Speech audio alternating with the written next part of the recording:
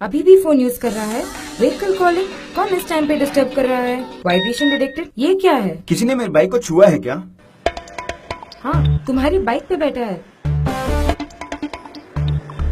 चालू कर रहा है। इग्निशन डिटेक्टेड बोला क्या? हाँ, इग्निशन डिटेक्टेड। बाइक चोरी करके नहीं जा रहा है, जा रहा है। ये क्या है? Harsh breaking. शायद चोर ने जरूर ब्रेक डाला होगा।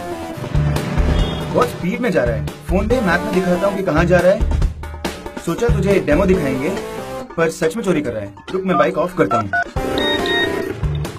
बाइक वापस ले आएंगे।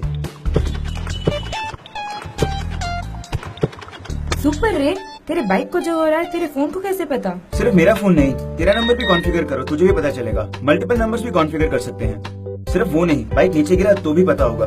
सडन ब्रेक, सडन एक्सीलरेशन, सब मुझे पता होगा। देख बाइक कहाँ है मुझे पता है। वाह, मगर कैसे? वालिकाटी सिस्टम का super safe two wheeler security device मेरे बाइक में इंस्टॉल किया है और मैंने सुपर सेफ ऐप भी डाउनलोड किया है। कोई छुआ तो भी मुझे अलर्ट आएगा और हम किधर से भी एक्टिवेट या डीएक्टिवेट कर सकते हैं। ओह, तो मेरा bike 100% super safe. Super Safe